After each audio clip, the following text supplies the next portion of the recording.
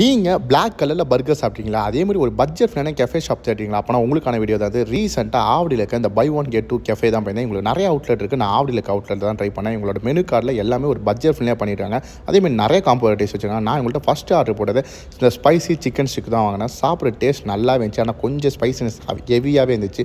Next crunchy chicken sticks தான் வாங்கினேன். இதுவும் சாப்பிட நல்லா இருந்துச்சு, ஆனால் க்ரன்ச்சினஸ் ஓவராகவே இருந்துச்சு.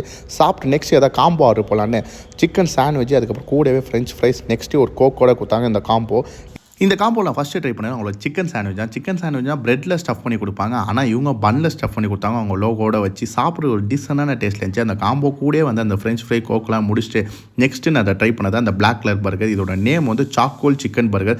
சாப்பிட்ற டேஸ்ட் வைஸ் நல்லா இருந்துச்சு. இது எப்படின்னா நார்மல் பர்கர் சிக்கன் பர்கர் எப்படி இருக்குமோ அதே டேஸ்ட் தான், ஆனால் என்ன பன்னு மட்டும் பிளாக் கலர் இருந்துச்சு.